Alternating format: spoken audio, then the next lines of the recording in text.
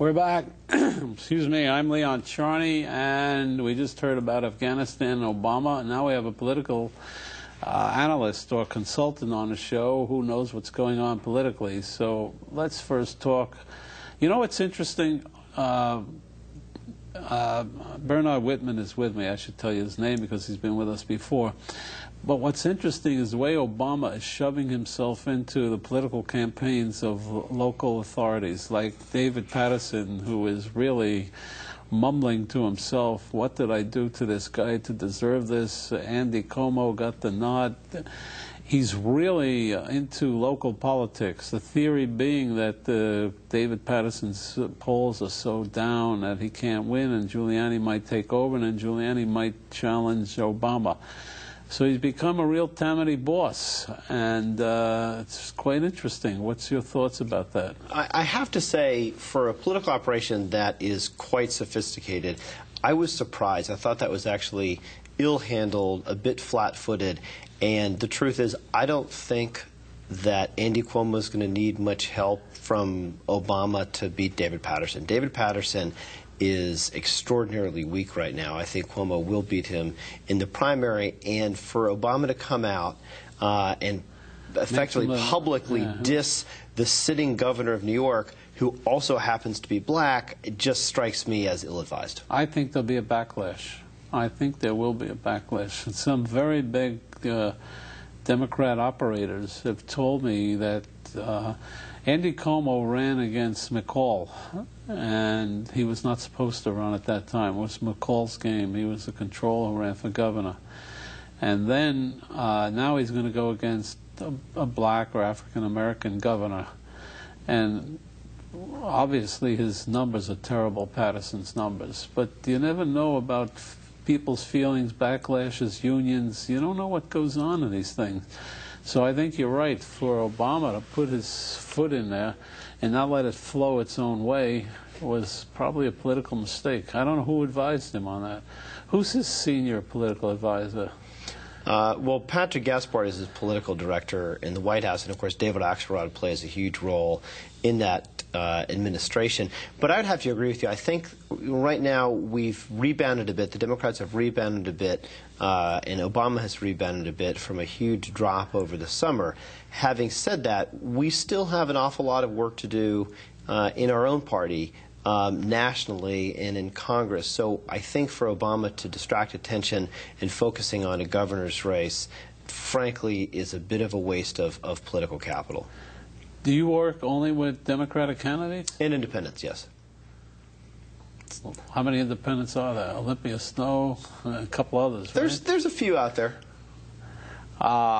Do you think there's danger that the Congress may float away from the Democrats if Obama is persistent in his health care plan? I mean, there's a lot of backlash. You got the blue dogs, the red dogs, you know. What's going on over there? I think it is likely that we will lose seats, and traditionally midterm elections are not kind to the party in power. The health care debate certainly has cost the Democrats a fair amount of support. I think there's a lot of time to win that back. I don't believe that control of Congress or even control of the Senate is in jeopardy. I think what is incumbent upon the administration and the party is to be far more aggressive in defining for the American people what this health care campaign is all about. And if I were to fault Obama in one particular area, of course, other than stepping into New York politics, I'd say he should have done two things. One, not punted health care to Congress and come out with his own plan instead. And two, very clearly tied that plan to cost controls and to the economy rather than have it be too focused on covering the uninsured. Why is Obama trying to do so much? Mario Cuomo was on the show a couple of weeks ago.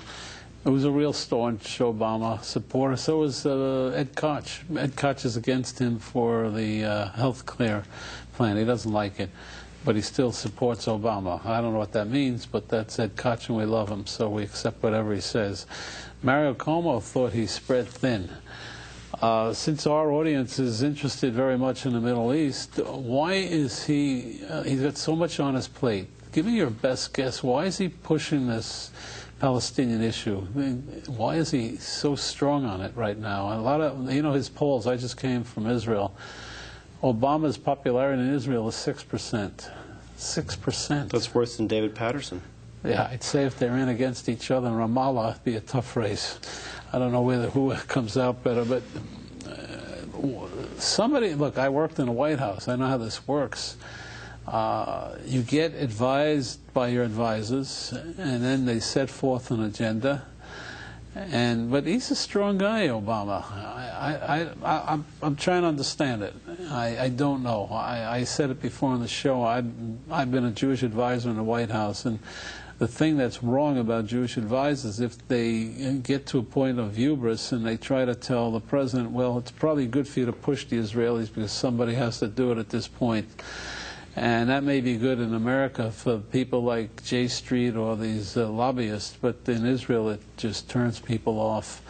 So what's your best guess? Why is he pushing this so much? Why is that top on the agenda more than Afghanistan or Iran or North Korea or China or global warming or even healthcare?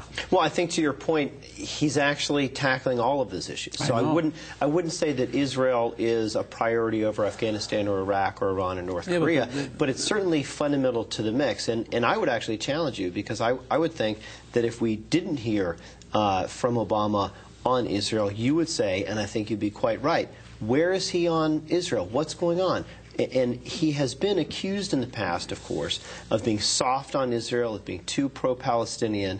And I think it's incumbent upon the administration, particularly, we're still relatively early on into his presidency, that he comes out very clearly and very strongly and does get engaged and try to bring these parties together. It's, of course, unlikely that that's going to get solved overnight, but we've got to continue to push for progress in this region because it's of fundamental importance to both the American people and America's national security. All right.